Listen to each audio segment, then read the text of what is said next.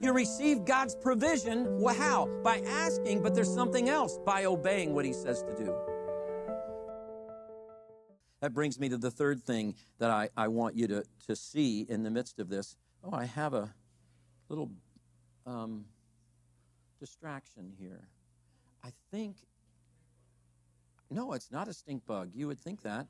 I'm sorry. Some of you are like, come on, dude, don't be so ADD. But I think it's a killer bee. No, I think it's a, I don't know what it is. I think it looked like lightning bug.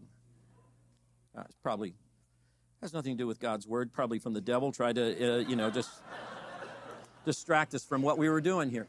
Here's the third thing I want you to see. You receive God's provision. Well, how? By asking, but there's something else, by obeying what he says to do. Here's the thing. Mary says, do whatever he tells you. Jesus, they know that the problem is wine, right? The servants have been standing there. Oh my gosh, they're out of wine. The servants are waiting for orders. Mary interjects Jesus and says, you need to remember they are needing wine. Jesus says, it's not my time. Then he looks to the servants. She looks to the servants and says, do whatever he tells you. And he tells them to go get the hand washing bowls. They're big things. They're 20, 30-gallon things, but that's the ceremonial washing dishes there, the holy water, whatever you want to call it. And that's what he tells them to do. And he says, go fill it with water. Now, again, can you just see this? Jesus tells them to do something that in one sense makes no sense.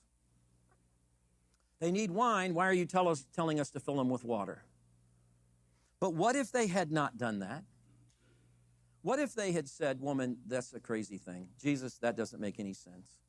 We're not going to bring our master. I mean, they're a little bit at risk here as a servant, right? We're not going to bring the master of ceremonies a bunch of pitchers of water when we know what he needs is wine. But they are willing, somehow they're caught up in this moment where they're willing to do what the woman or what Jesus tells them to do. Now, I can't underplay this. This is so critical. Because his love language is obedience. And one of the reasons we're missing so often on his counsel and on his provision is that we are trying to get from God without following with God.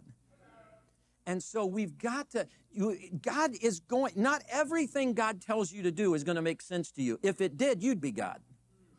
Can we just acknowledge that God's going to ask me to do some things that may not make sense right in the moment, but God's got me on a journey. He's got bigger plans. Because here's the thing. Whenever I ask God to intervene in my life, he's not only intervening in my life for me, he's intervening in my life for a greater purpose. And so he's doing something in the way. He's going to invite me to do something that may not make sense to me in the moment, because he's calculating a story that is so much larger than what I'm interested in, which is my own selfish little, hey, I need wine for the party.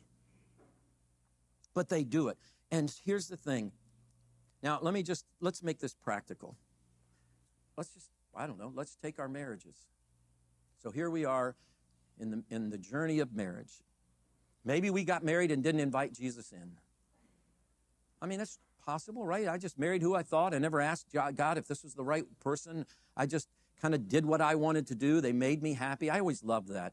You ask people why they get married. Well, he makes me happy. Well, he won't for long. I just tell you that. I mean, I can pretty much guarantee that. It's always hard to tell young couples that. Kevin, we're so excited. We want to get married. Will you counsel us and get us? Yeah, I'm happy to do that. Why do you want to get married to this? Oh, she just makes me so happy.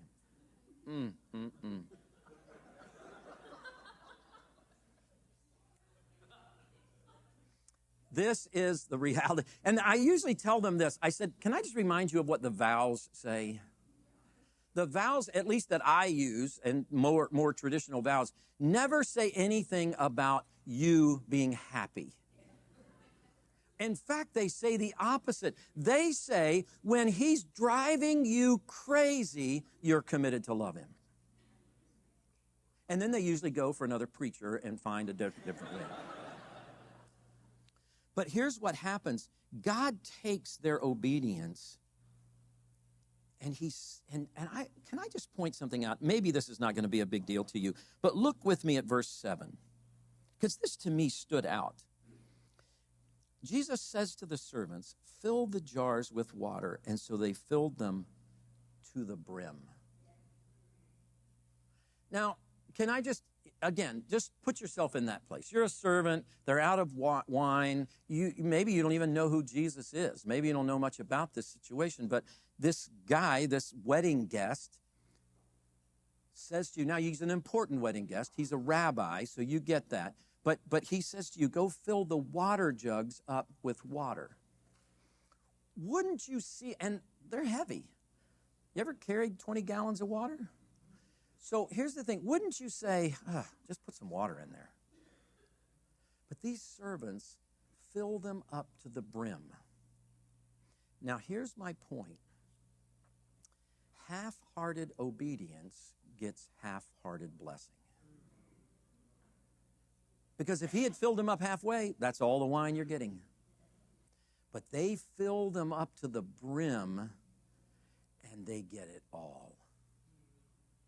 Man, I just love that. I just think that's so, it's just, these are some good servants. These are the kind of servants that you want.